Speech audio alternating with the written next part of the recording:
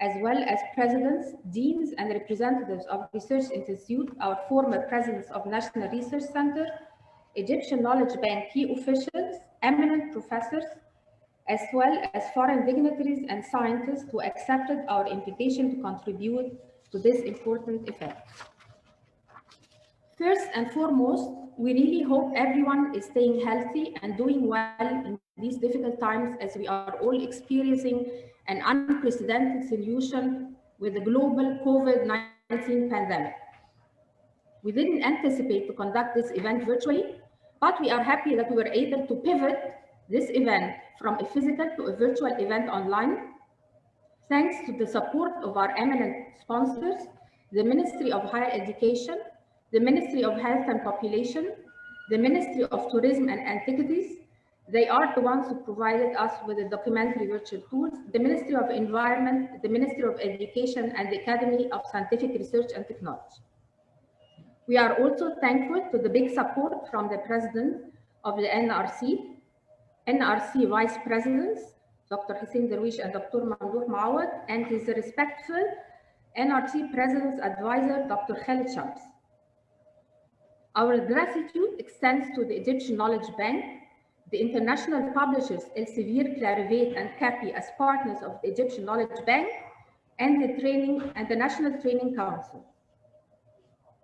Both the British and Al Jalala University have offered a number of distinguished awards to students with outstanding participation in the conference, and we deeply thank them for their generous awards. We would also like to thank the travel agency Joint Top Tours, MTI Scientific Trade, and Advanced Biochemical Company for their great support. A great thankful to our dedicated organized committee, the members of the scientific committee, our technical experts with whom this conference would not have been successful, even possible. Last but not least, our gratitude goes to the Central Administration and Public Relations Office, the Publishing Department, Security Office, and the Office of Documentation and Information.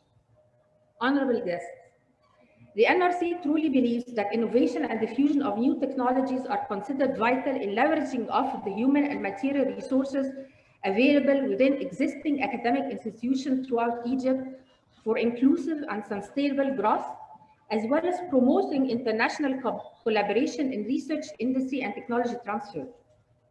The conference is considered a noteworthy milestone in technology and innovation, bringing together not only leading academic scientists, researchers, and entrepreneurs, but also students to exchange and share their ideas and innovative solutions in all aspects of scientific innovation of technology.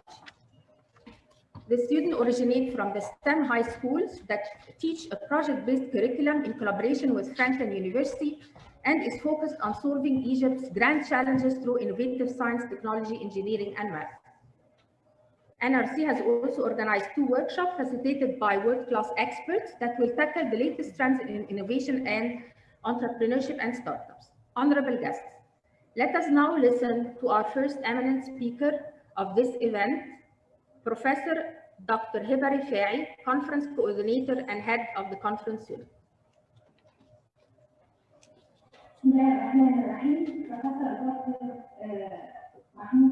President of Academy of Scientific Research and Technology, Professor Dr. Mohammed Hashim, the President of the NRC, Mr. Tareq Al Molla, Egyptian Knowledge Bank Consultant.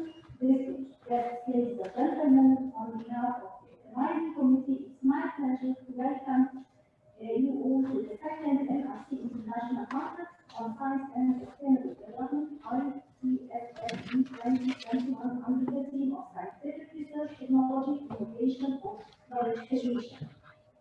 I am pleased to extend the greeting to the board of NRC hosting this event, especially to the President, Professor Mohammed Hashim, and the Vice President, Professor Dr. Hussein Darwish, Professor Dr. Mamdouh Maawad, for their support. I am honored to welcome all participants to our conference, Academy of Scientific Research and Technology, EPE, Ministry of Tourism. We are also grateful to the big support for our partners, the international publishers, Elsevier, Clarivate, and CAPEX, National Training Council,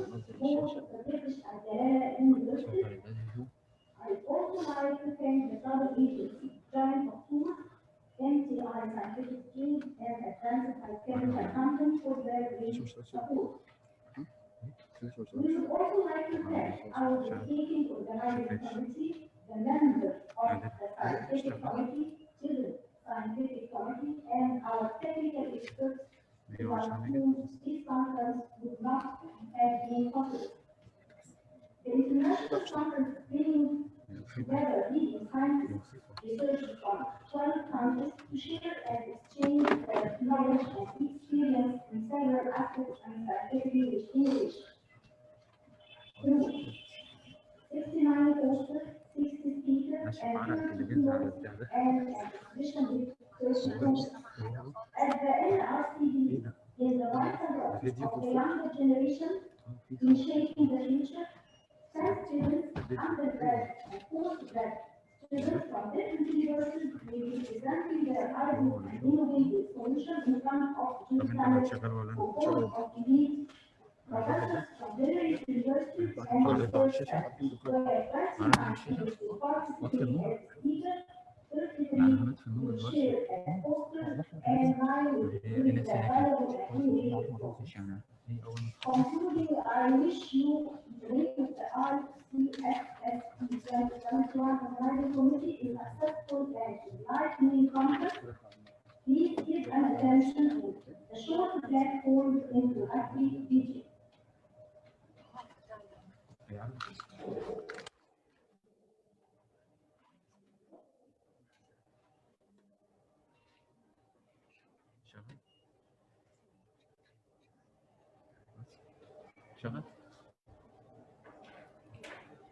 Welcome all to the second National Research Center International Conference on Science and Sustainable Development under the theme of Scientific Research, Technology, and Innovation for Knowledge Creation, held virtually from the 26th to the 27th of October 2021.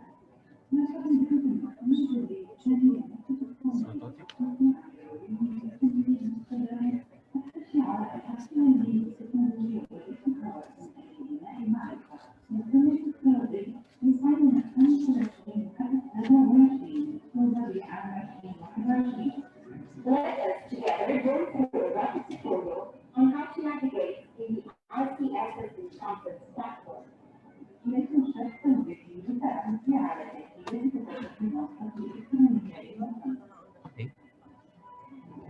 Using the website link www.icssp2021.com, you will be taken through the welcome scene of the National Research Center to the sign in button.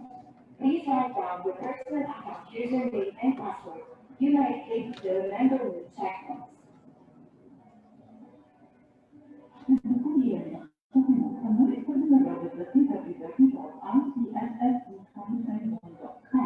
ستدخل إلى الصفحة الترحيب المؤتمر ثم تستخدم sign in وأكد تستخدم كلمة الدخول. يمكن الضغط زر Remember Me لعدم إدخال البيانات مرة أخرى.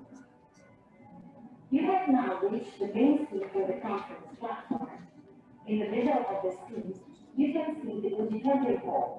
This is where the live sessions take place. By clicking on the auditorium button, you will find the agenda customized according to the topic of your interest. أنت الآن على الصفحة الرئيسية للنسخة الإلكترونية للمؤتمر.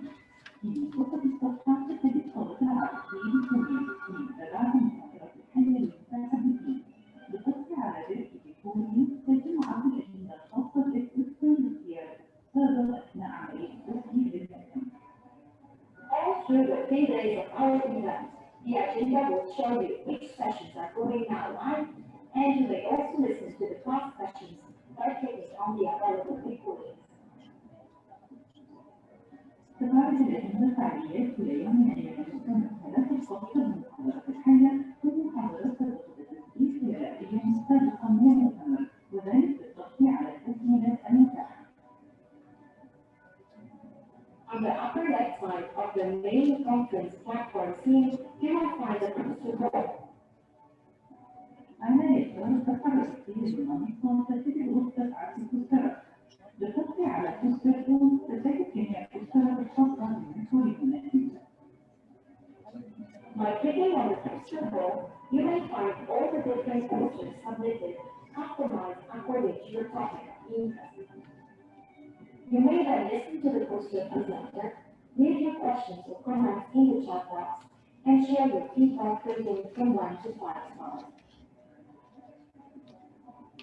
يمكنك الآن تفكر على البوستر وتلقي الأسئلة والتعليقات بالتواصل، كما يمكنك تطلب الرسوم في البوستر من 1 إلى 5 دقائق. On the upper right side of the main conference platform screen, you will find the exhibition hall. Deal with the exhibition hall just as you did with the lecture hall. سوف الاختيارين سوف تتبعون المعرض لتطبيع الإكسبيشن ممكن تصفح المعرض في منطقة الشرح في أسفل الدكتور. On the lower right side of the main conference platform screen, you may find the help desk. This is where you will write down your questions regarding any issue you may face all through the 3 days of the event and the conference unit number or answer unit. في فرصة تتم مثل المساعدة كثير يمكن في مشكلة واجهت في تخصص المنطقة التي يمر عليكم. On the lower left side of the main conference platform scene, you will find the sponsors list. This is where you may chat with any of the sponsors of your interest and will answer them as soon as possible. وفي أسفل الصفحة تتم التبرعات التي يمكنكم محادثة التبرعات هنا يمكنكم الأسئلة والتعليقات. Thank you everyone for choosing to participate in the second ICSSD 2021 and hopefully you will enjoy our conference. شكرا لكم لكم قولكم التدريس الثاني للمسجد القومي والمعرفة والثانية المستدامة ونتمنى أن تستمتعوا معنا بفعالية المستمر.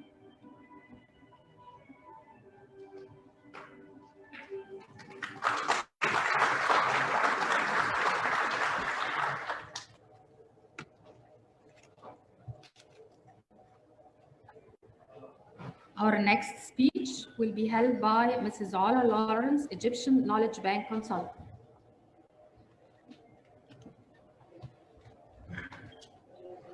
Good morning, everybody. It's my honor to be at the National Research Center and with the professors and the eminent celebrity professors of the scientific research, as I was one of this family since I was working at the Academy of Scientific Research for the last 28 years. It's my honor that PTV is presented today with different services, different sessions. I want to give you a small brief about what we're doing at the ETV. We're working with the universities, with the research centers for higher level of the research output, jointly with the Academy of Scientific Research. We are trying to index more and more journals to be indexed international. At the same time, we're trying to have the best ranking for our universities, the best ranking for our research centers. And not only this, but we're working also with the university in the teaching excellence of different subjects. And we're starting now with the accreditation. We are very happy that we will be having 2 faculties of the pharmacy from Egypt. They applied for the accreditation from the famous ACPE Federation International Organization for accreditation. It's not only this, but we're working with serving that really also the community, the medical community, either for clinical and education. And I would be very glad if we can serve the community of health and the clinic or the small hospitals. I think it's a hospital. Yes, and the hospital, as we have experience with the army hospitals, the Supreme Council of hospitals, and at the same time of the of the Ministry of Health. So I would like very much to facilitate all our medical services and clinical services to the National Research Center, to help them as we are helping the other communities. Thank you so much for your time, and I'm lucky that I'm being with you all. Thank you.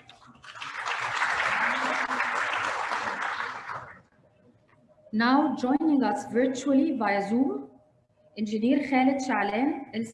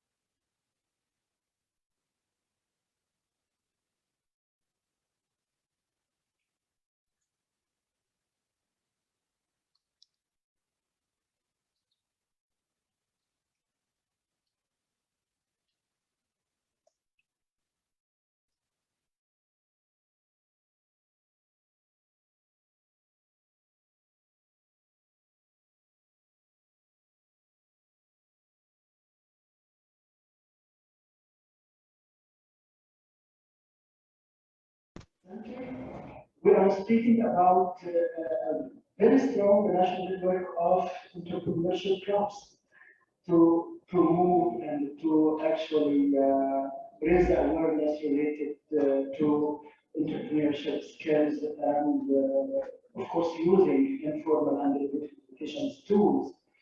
We are speaking about children university, about science and society. We are speaking about so many projects. But the most important project, in my opinion, because we are speaking now about science and the role of science actually to achieve the sustainable development goals of UN, the 17 sustainable development goals.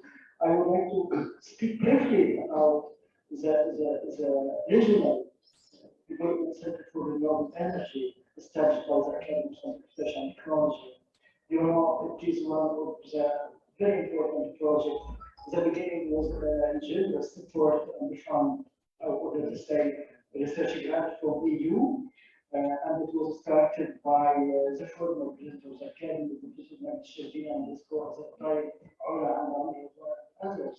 And of course, I joined the Academy of Research and Technology, started actually to push the implementation of this project. As a result of this project, we have now the places of 6% research and technological application and the artists in area is the biggest research and development pilot plant for water desalination, concentrated solar power for water desalination, in collaboration with SARTA. I'm very happy that Dr. Molla is with us today. This is actual technology transfer, technology localization And the capacity building becomes the most important issue, which is related to solar energy and water desalination.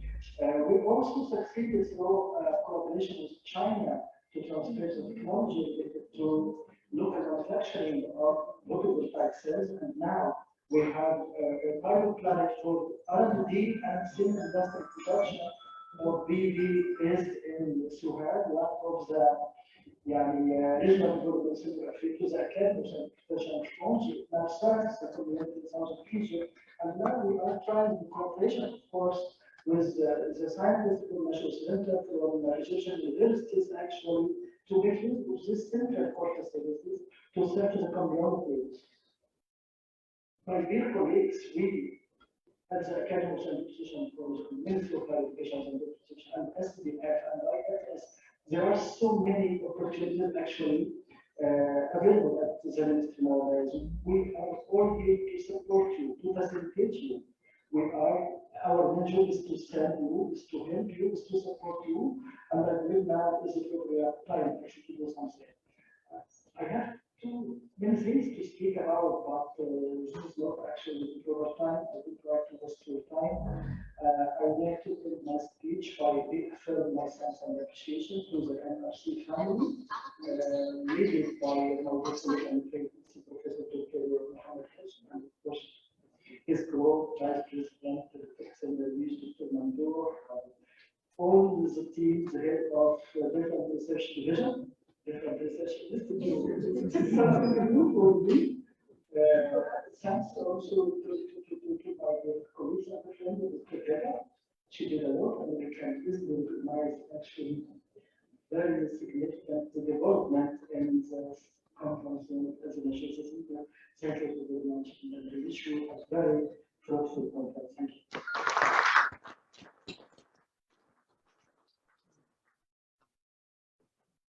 Now, join me in welcoming Professor Mohammed Hashim, President of the National Research Center.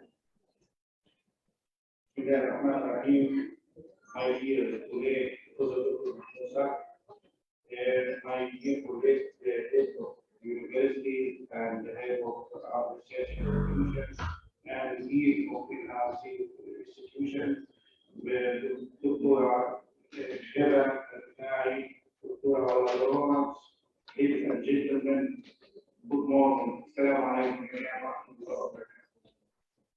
It's our great pleasure to welcome you in the premises of the National Research Center, one of the biggest and largest multidisciplinary research and development centers in Africa and the Middle East. Welcome also is extended to all our international participants from over 14 countries. Sharing with us this event through our conference 3D virtual platform and interact with the National Research Center researchers in all disciplines related to sustainable development.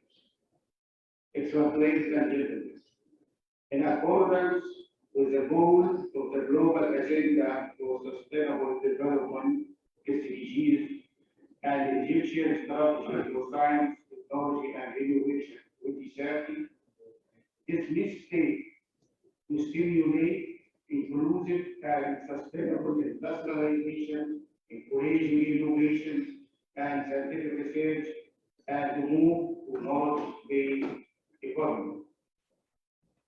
In a world struggling with economic regression, pollution, global warming, overpopulation, and looking for reliable and unlimited source of energy, science and scientific knowledge need to be at the center of every state policy. This conference, which held virtually due to COVID-19 pandemic, aims to bring together leading academic scientists, researchers, and interveners to exchange and share their research results and experience in all aspects of science, innovation, and technology, including strategic industry, emerging technology, agriculture, food, water, energy, health. The conference also provides a primer interdisciplinary platform for discussing the most recent innovation trend and concerning that address sustainable development. This conference will present over 60 research papers and about 70 posters, as well as 30 innovative products registered at the NRC badge. As the NRC generally believes the vital role of younger generation in shaping the future, especially when motivated, devoted for STEM school, university, and postgraduate students who showcase their innovative ideas and research solutions. Contributing students with outstanding innovative research solution will be awarded one of the prizes offered by the National Research Center, the Academy of Scientific Research and Technology, Petroleum University in Cairo, and Cairo Egypt. Two workshops will be held to present the latest trend in the entrepreneurship and startup companies. It is through valuable tools, presentation, and virtual discussion this event will meet its goals. Therefore, we encourage you to fully engage and make the best of this opportunity in order to build collaboration and integration, and hence come up with the recommendations that will bring welfare to our nation. Unique thanks is due to patronage ministries, Ministry of Higher Education, Ministry of Scientific Research and Technology, Ministry of Health, Ministry of Tourism, Ministry of Environment, and Academy of Scientific Research and Technology, the Knowledge Bank, the International Publishing House, Elsevier, Clarity, and KAI, and the National Training Council. Finally, I would like to thank all those for helping in organizing this event. Special thanks is due to Dr. Heba and her team in the conference here. Thank you, and my best wishes for conference. Thank you, and stay safe. Thank you for your attention.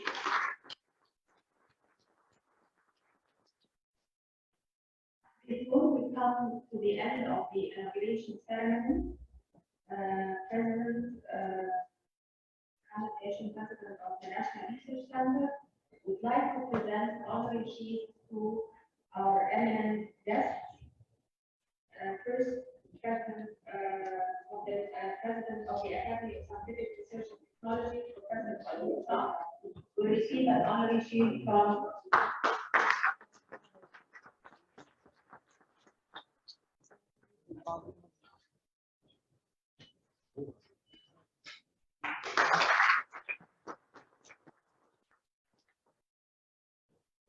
Please welcome Professor Professor of Genetics and Genomics Research, Professor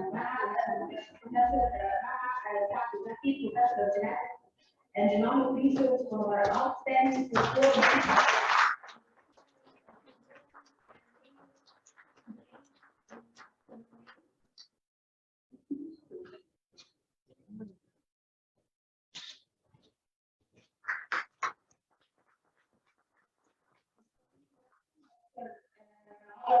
Mrs. Donna Lawrence, Egyptian State Consultant, to receive the honorary sheet.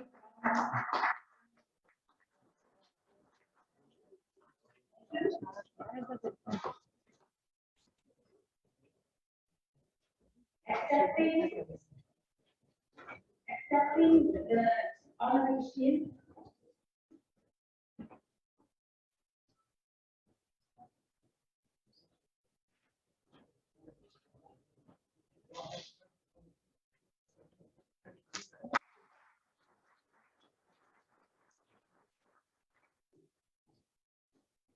Accepting the honorary sheet on behalf of Engineer Khalid Sha'lan, Severe Area Manager, for Research Solutions Consultant Division and North Africa, is Dr. Nadeem Iskandar, Regional Manager, Life Science in Severe Africa and Middle East.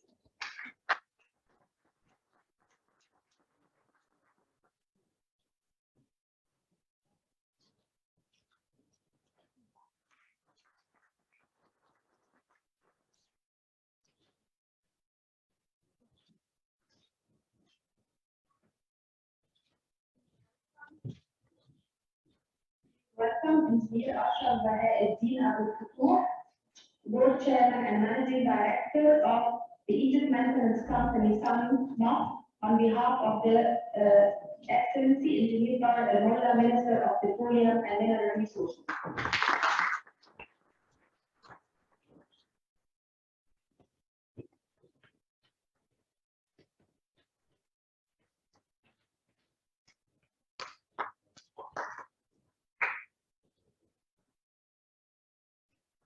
Please welcome Dr.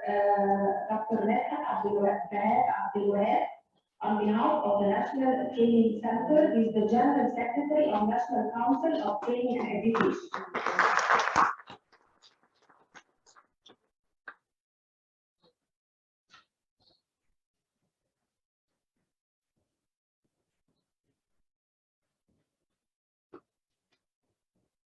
Please welcome Mr. Hassan Al-Miligi, Joint Tours for the Manager of Joint Tours, and we thank them for the very nice display of the virtual tours that was displayed or will be displayed in the conference.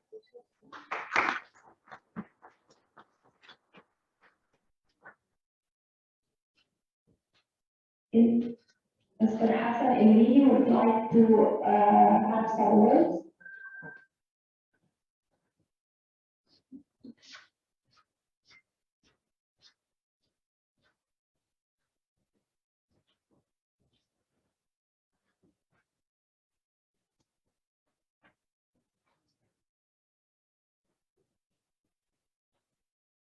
Hello, everyone. Ladies and gentlemen, first of all, let me introduce myself. My name is Mohammed Al-Miligi, and we are very proud to be with you today in this great conference. And it's a great opportunity we have taken from Dr. Zubair. Thank you very much to give us this chance to be here with you in this great conference. Actually, we discussed with Dr. Zubair what kind of lectures, or let's say virtual tours, we can give during this conference.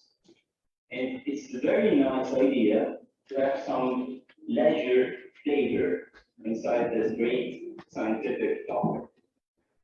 So we decided to speak about historical and culture of Egypt. But actually, Egypt is not only history and culture. And Egypt is not only coastal cities, but Egypt is history and very wonderful beaches and sea, and also Egypt is adventure and safari and medical trips. So if you want to know more about Egypt, I think you need to go and see what's Egypt's tourist map. And when we speak about Egypt's tourist map, now you can see and understand the different types of tours inside Egypt. I'm very proud to tell you that our Joint Top Tours, JTT, is the first Egyptian tour operator to be certified in sustainability in tourism through TravelLife, one of the bodies of GSTC, the Global Sustainable Tourism Council. So let me from this point tell you that through our senior guide, Egyptologist senior guide, Dr. Brian Schumann, she will be very happy to give the virtual tour by the end of every day of this great conference. So please stay tuned and wait to see what Dr. Brian Schumann is going to give us in these lectures.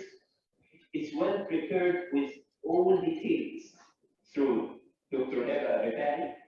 She's taking care about everything. So we are so proud to cooperate with you. Thank you very much. And before I go, I'm wishing all the success to the conference. And again, we are so proud to be with you. Stay tuned every day by the end of the conference to see our virtual tours, and our crew adjoint tours will be waiting. Any answer, any questions, anything you want to ask through the technical booth or Zoom zone, which is inside this board of the conference. Thank you very much. Thank you.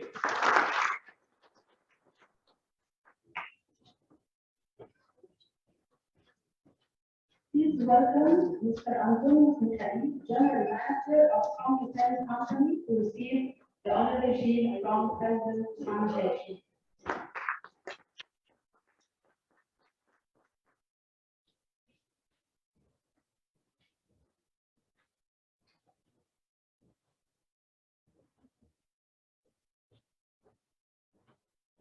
Dear guests, we now arrive to the end of the inauguration ceremony. Thank you for your attention and patience. I sincerely hope you will enjoy today and the next 2 days of our conference, and wish you a most rewarding and enjoyable time. Thank you.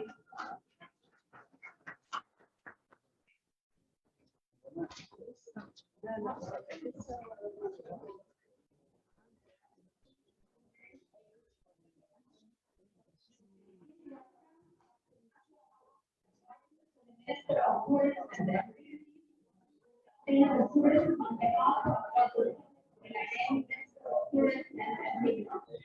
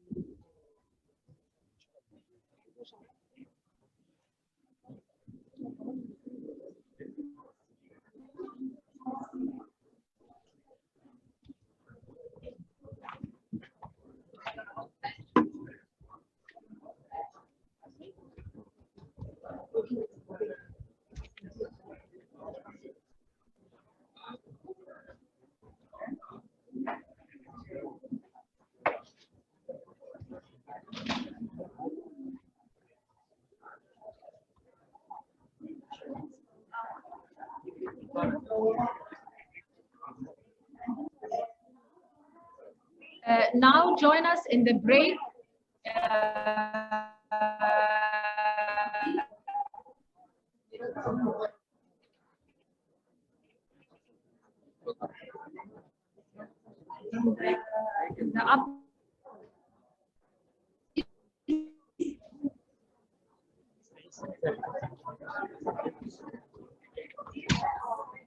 Dear guests, there is a break in the second floor.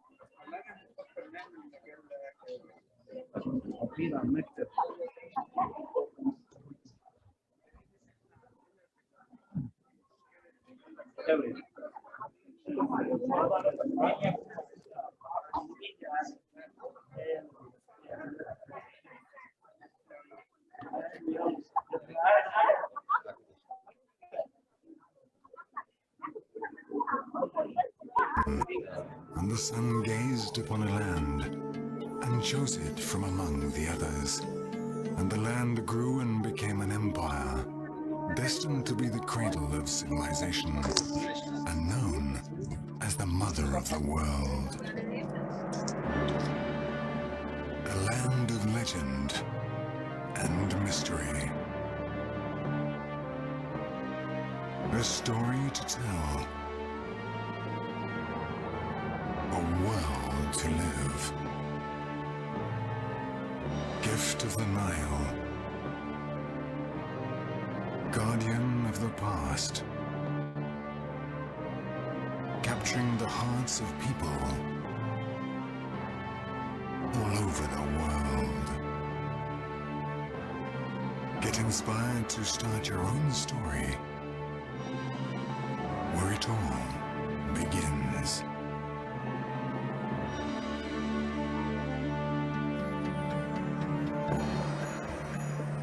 Welcome to Egypt, the most fascinating place on earth.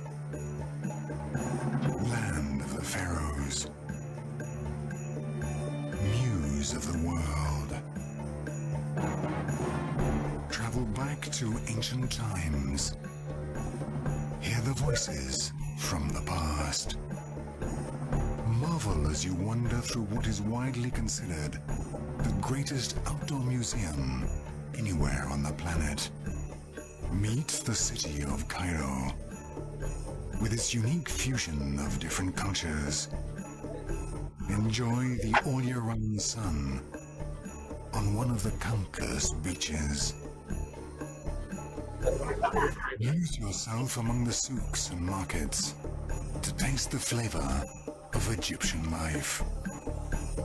Explore the ancient tombs. Share the secrets from the past. Hold your breath as you stand before what is considered the greatest spectacle in the whole world. Live the Egyptian nightlife. Sail on a boat on the Nile. Or dive into an amazing world of color and beauty. From east to west, from north to south, visitors will find a unique place that will provide some of the richest experiences of their whole lives. Come and discover the land that has captivated the soul of the people throughout ages. An amazing trip you won't easily forget.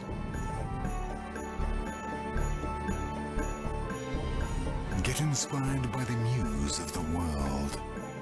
Start your personal journey, where it all begins.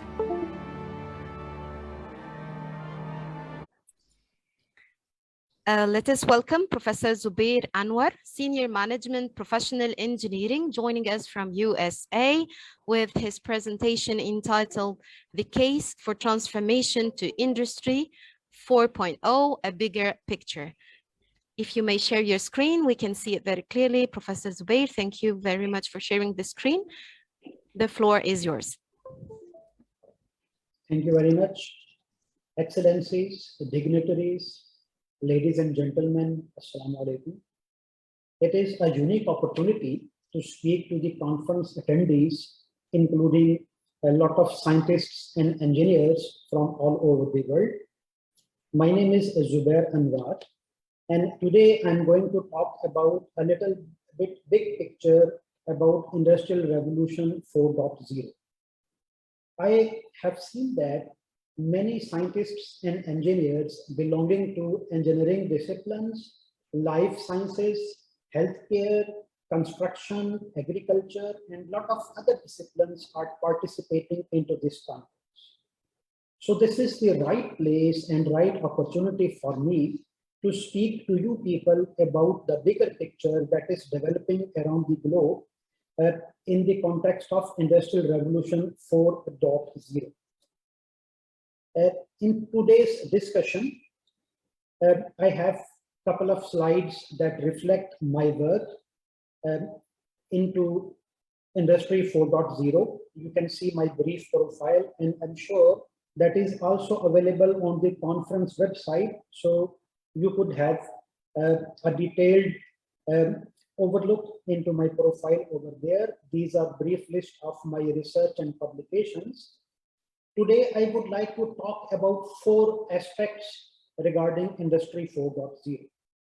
Let us recall and refresh our memories how industrial revolutions have been happening in the past over a couple of 200 years. And with the advent of Industry 4.0, what is being impacted? I would like to share with you a global roundup, and we'll see how different nations are positioning themselves about this industrial revolution. And lastly, we would talk about the available opportunities and challenges which we have in this new paradigm.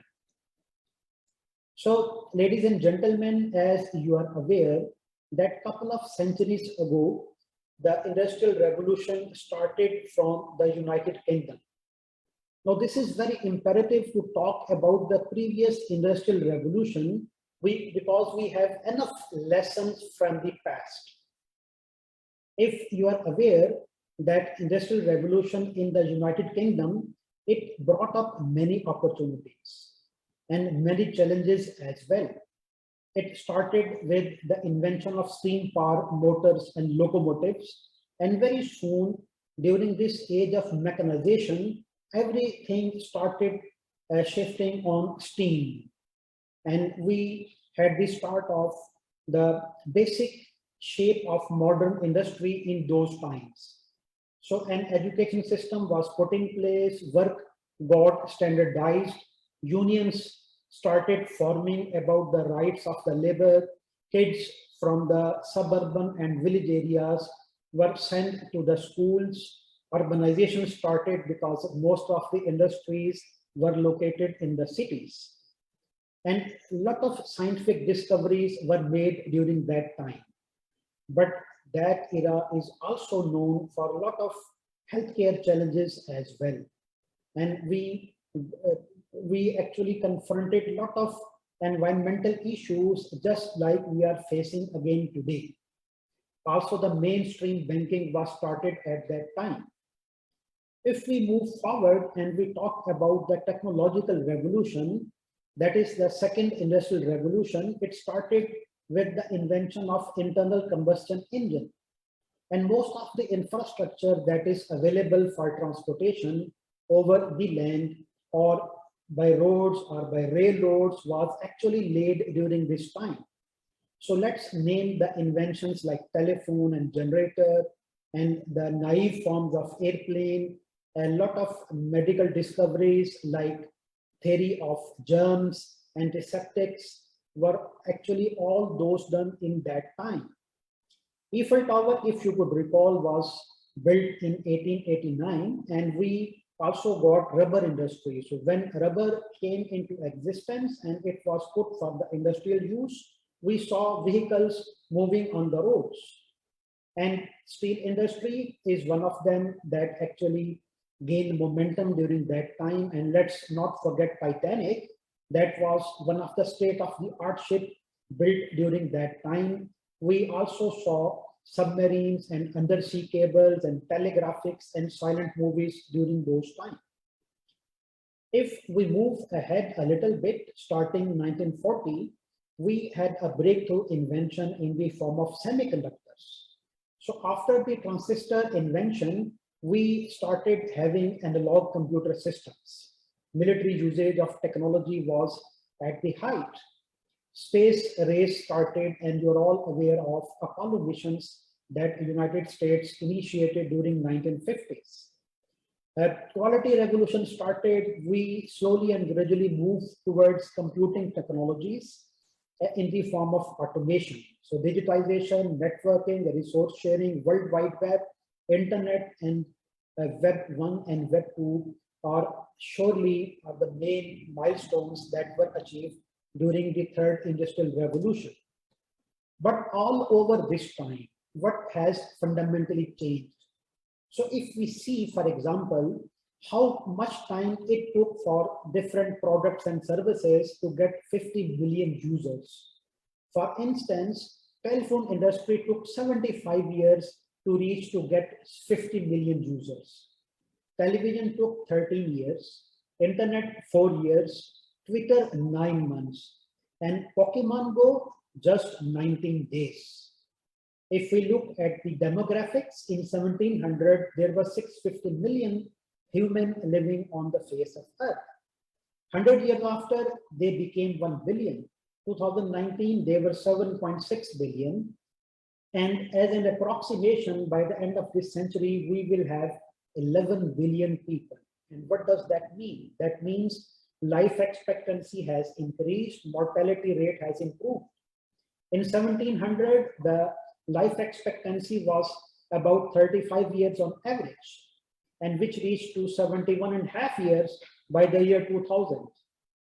So if we carefully look what is happening over the globe in the last 10 years, we see that technology breakthroughs has happened, and which are fundamentally and radically changing the socio-economic composition of our culture. It is promoting globalization and industrialization. And all the technologies which have been conceived under this new mindset, which is called Industry 4.0, they started from Germany in 2006 up to 2010. And it was actually a breakthrough of combining digital and physical worlds by inventing something that is called cyber physical system, and which has the unique capability of computing, communicating, and controlling. And through these cutthroat technologies, we have been able to see self-driving vehicles. The automation age has started. From the automation age, we can see now machine-to-machine communication. We have smartphones, we have Internet of Things, augmented virtual reality. We see robotics working on the processing industry, aviation industry, and a lot of other places. And let's not forget that robotic process automation is taking over by storm all the service industries. Look at the nanotechnologies. They are now making breakthrough inventions and approaches in healthcare and other fields of life. See how now organs are being prepared in the lab. You have heard about grown meat in the lab. You have heard about the organs being printed. And it is no other than stem cell technology. If you look at the geological sciences, you talk about the construction industry, we see unmanned aerial vehicles, which we commonly call drones. Now, the 5G mobile technology is yet another promise. And the predictive analytics is another breakthrough that is helping us in building new models, which would be very close in terms of precision and accuracy. And this predictive analytics is a sufficient advancement from what we used to call productive analytics, and we used to have predictive maintenance. Cybersecurity is another challenge and another front of doing wonders. Look at the blockchain. We every day now hear the success stories of Bitcoin and Ethereum and other cryptocurrencies. This all would not have been possible if there were not enough advancements in the area of big data, additive manufacturing, or what we call 3D printing. Artificial intelligence and cloud computing are major breakthrough. And all the multinationals have actually put their weight into these technologies. We see very sharp and very high investment into these areas. Now let us talk about what is actually being impacted by the technology that I have just mentioned over my last slide. So starting from the governance, and by governance, I mean the governance of the governments. They have no new processes. For example, government to citizen, citizen to government, business to government, government to business. If you look at the corporate governance, we have again new models coming up. Look at the transportation. Look at the Hyperloop trains. Look at the bullet trains. Just few days before, the highest speeding train has been tested in China recently. Look at farming and agriculture. Now we are actually reaching new levels of productivity, and we have a lot of promissory commitments in terms of farming for breeding and increasing the production of the farm animals. Aviation industry has also taken sufficient advantage of the breakthroughs that have been made under the technology in Industry 4.0. So you see, for example, F-35, just look at it, the new breakthroughs, aircraft that can actually take off vertically. That is a real wonder of today. Look at banking. Just recently, Singapore has issued license of 100% digital banks. Look at the finance. We have now new ways of financing. So crowdsourcing, you just look at it, the alternate ways of raising finance are very much in action. You see the trading of Bitcoin and other digital currencies. You see blockchain console working in action.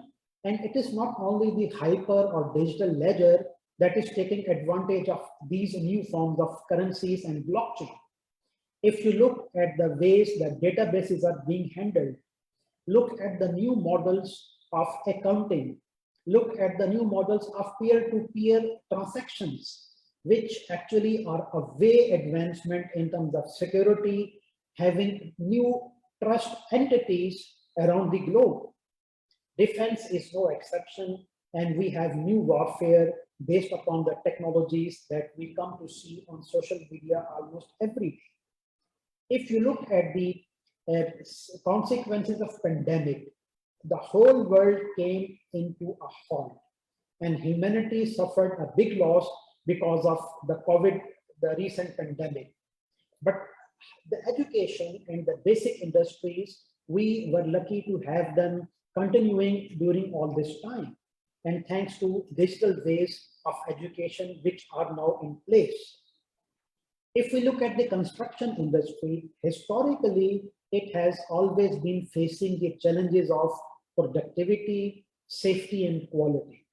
But with the new technological advancements in place, we could not have done better in construction industry. And as we are speaking, multiple and lot of commercial products are available today in the United States and in the Europe, which sufficiently help us in improving, for example, the building information models, doing scanning, doing safety, using drones, high resolution cameras, geological surveys, so on and so forth. The quality profession has obviously benefited the most from all these breakthrough technologies.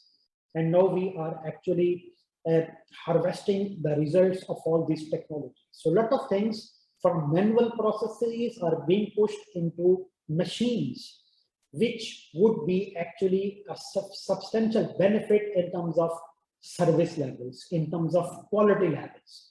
So the promises and the commitments of the organizations with the customers, with the suppliers in the upstream and in the downstream would be actually very close to perfection levels. You look at the digital supply chains, just look at the way Amazon is working, look at the way Alibaba is working. So from the retailer up to the distribution, up to the freight forwarders, up to the suppliers and manufacturers, they are all integrated. And they are now actually building up new business models, and they are now sharing the margins within the digital supply chains. And that actually creates more ways of generating revenues by the new digital business models of being integrated into these supply chains. And that is how fundamentally retail has changed. And this COVID, it actually brought some opportunities. So as we say that every cloud has a silver lining, so this pandemic brought opportunities.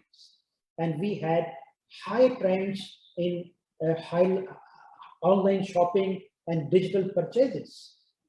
And the digital mode of transactions of money gained popularity.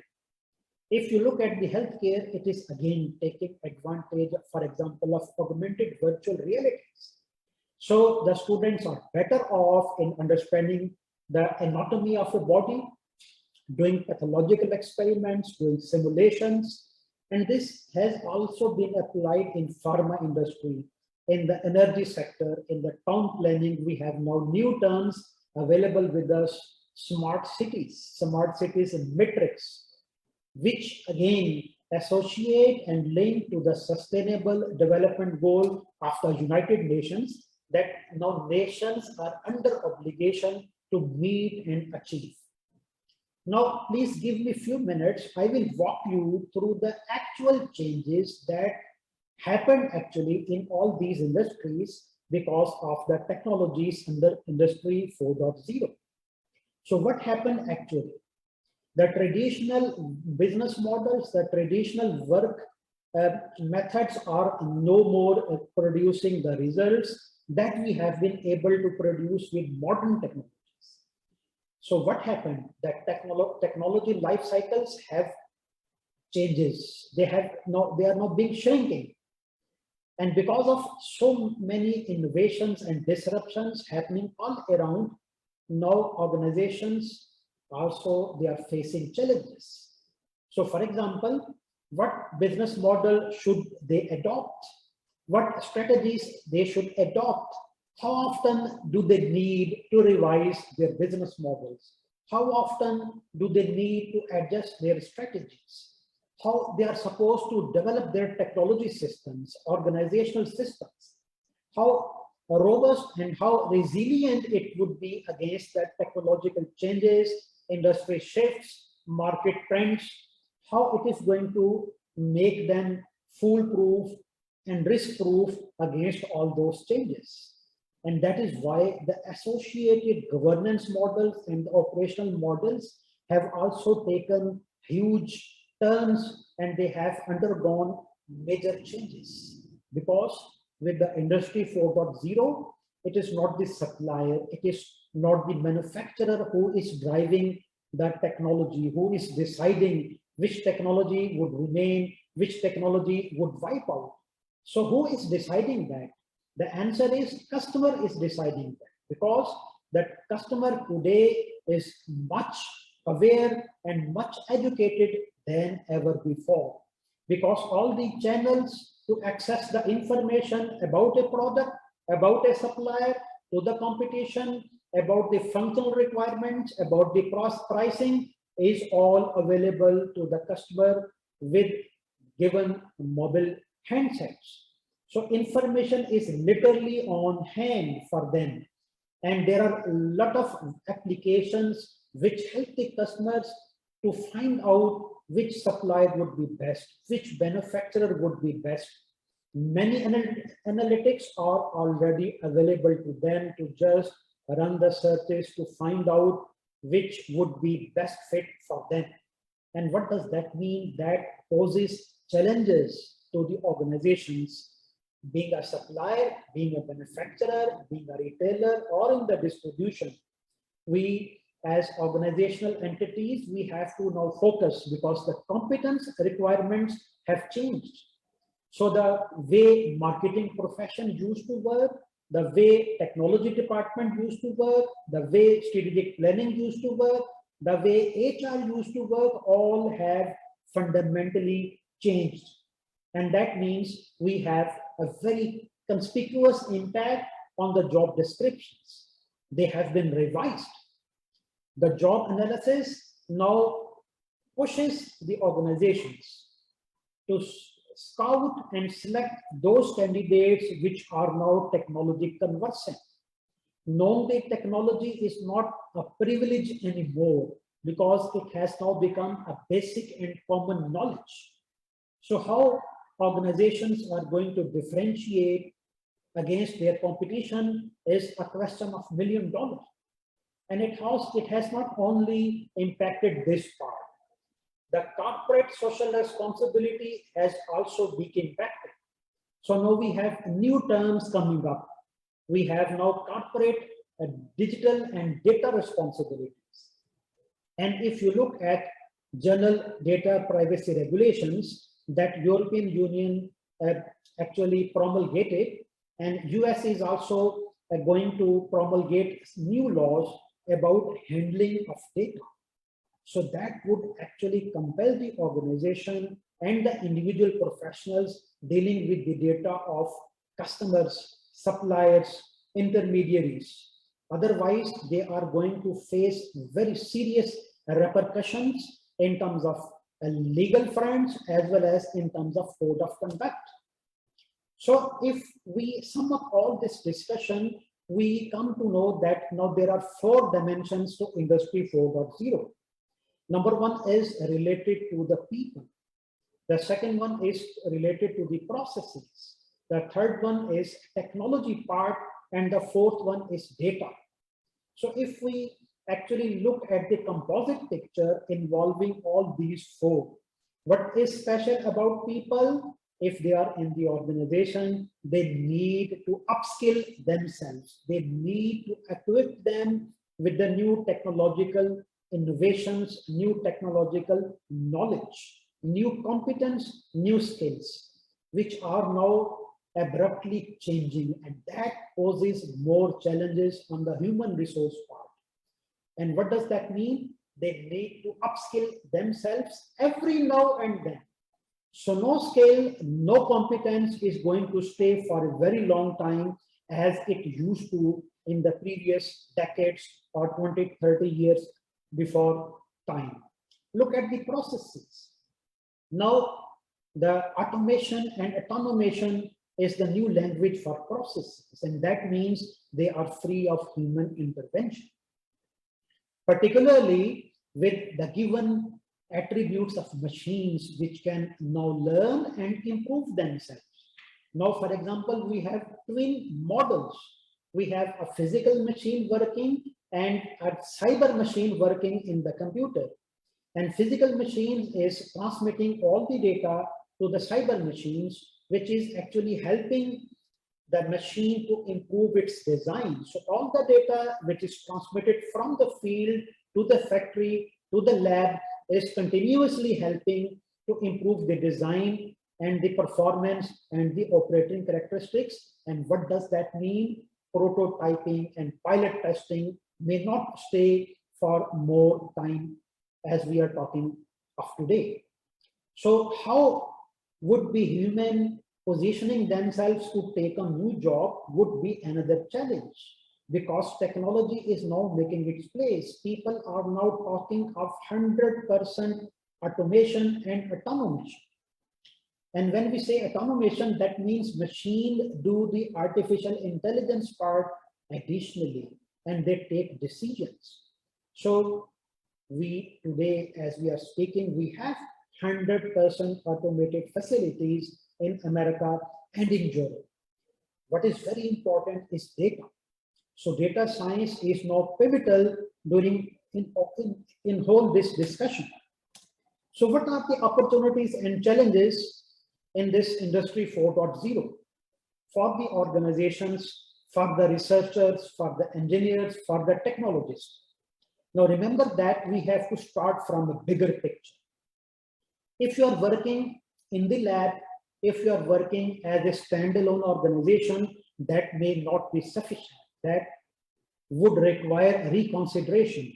And why I'm saying that, we look at the innovation economies. So let's say United States, let's talk about Germany, the United Kingdom. Let's talk about Japan. What is happening over there? They have come up with their technology policies.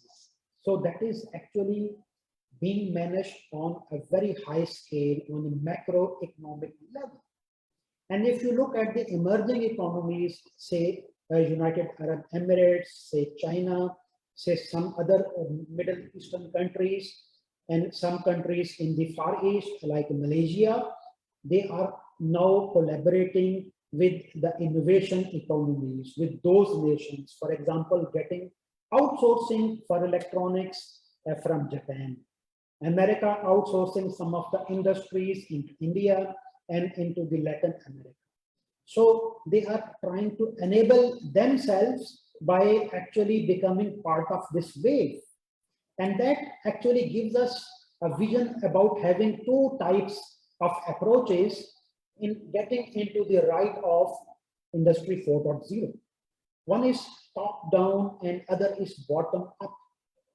So for instance, France, Italy and Germany, they are working together, and actually Germany is taking lead from all the nations, and they were actually the pioneering nation of coining this new term Industry 4.0.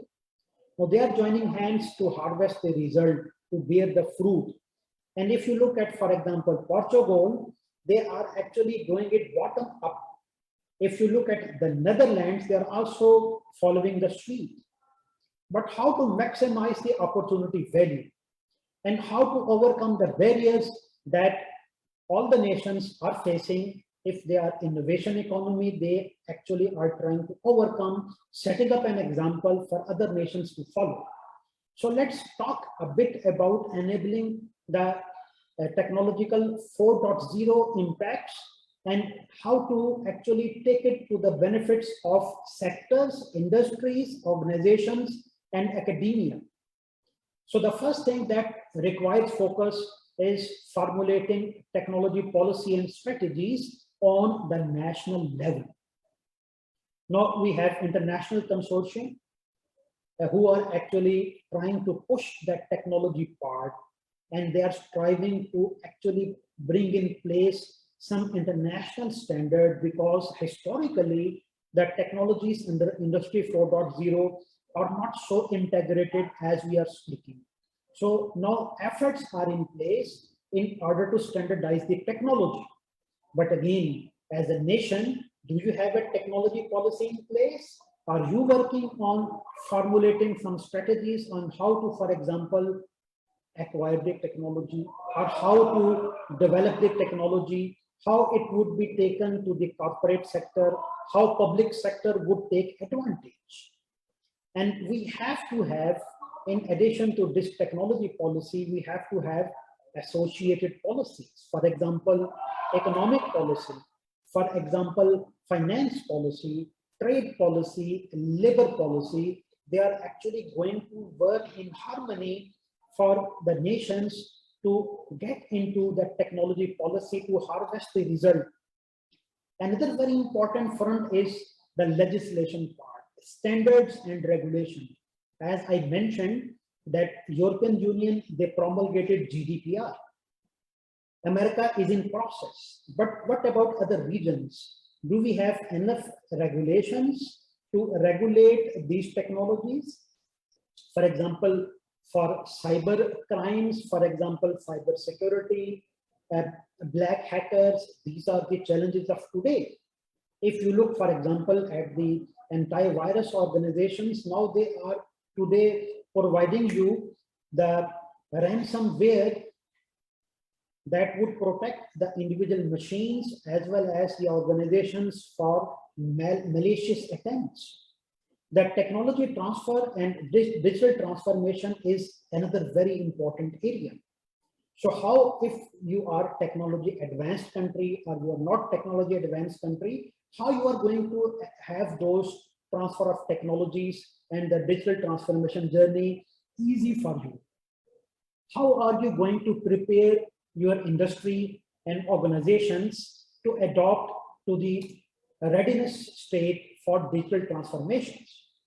And if I could sum up, there are 5 main barriers which have been listed by some international forums, including World Economic Forum, which actually have been identified as barriers to this digital transformation. And number 1 is shortage of digital skills. The high pace that technologies are making their way into the industries is not matching the upskilling of professionals for developing digital skills. So this could be a bottleneck if you are actually going to have new technologies, automation and automation in your part of organization. The second thing is status quo. And you know that that is a human part, and that has to be managed very carefully and diligently.